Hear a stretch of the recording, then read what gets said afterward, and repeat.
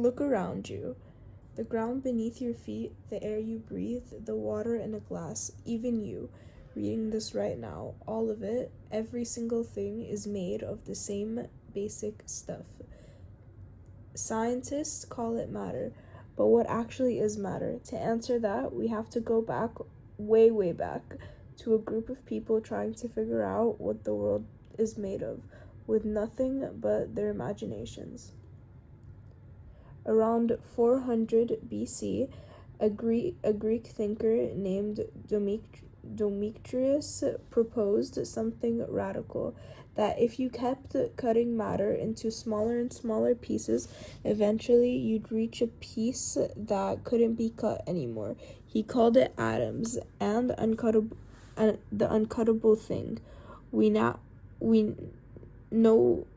it today as atom. But Demetrius had no way to prove it, and a famous philosopher disagreed. Aristotle believed everything was made from just 4 elements: earth, water, air, and fire. His ideal felt right. It was taught for centuries, and for almost 2,000 years, most of the world believed him instead. It took until early 800s for the idea of the atoms to return. John Dalton proposed that all matter really is made of atoms, and that different elements had different atoms. Then, in 1897, J.J. Thomson discovered a tiny negative particle inside the atom. The electron proves atoms weren't solid after all. In 1911, Ernest Rutherford ran a famous experiment, firing particles at thin sheets of gold foil. Most passed straight through, but a few bounced straight back. That meant atoms have a tiny, dense center in the nucleus.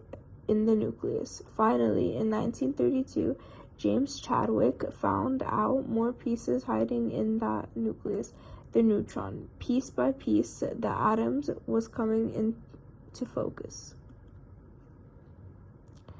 So what does atoms actually look like? At the center sits the nucleus, made of protons and neutrons, while electrons zip around.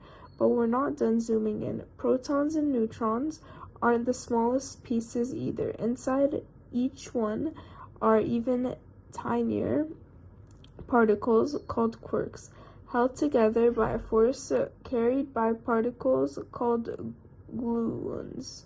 As far as we know today, quarks are electrons that can't be split any further.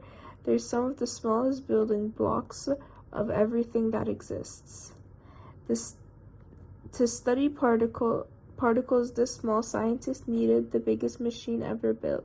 Buried underground near Geneva sits the Large Hadron Collider, a 27-kilometer circular tunnel run by CERN. Inside, particles are accelerated to nearly the speed of light and smashed into each other. Each collision briefly recreates conditions that haven't existed since the birth of the universe. In a control room above, scientists watch the data pour in, searching for new particles hidden to debriefs. One particle took nearly 50 years to confirm. Physicians theorize that space is filled with an invisible field, the Higgs field. Particles moving through it interact differently. Some slip through almost freely and stay light, while others get slowed down and gain mass. In 2012, scientists at the LHC finally detected the particles tied to the field, the Higgs boson. It was proof that this invisible field is real, and it explains why matter has weight at all. But even with all this progress, huge mysteries remain. Galaxies behave as if they're wrapped in something invisible, something scientists call dark matter, and no one has directly detected it yet. We still don't know if quarks are truly the smallest particle Or if there's something even deeper and physicians are still searching for one single theory that could explain gravity, particles, and the universe all at once. From a single quark to a proton, to an atom, to you, to Earth, to the entire solar system, to countless galaxies. It all built from the same tiny building blocks. And yet so much of matter remains the great unknown. Scientists continue to explore its mysteries, one question at a time. Thank you so much for listening. And if there's any other questions, please email me, Rahma, Yasmin, or Habiba. Again, thank you so much for listening to this presentation.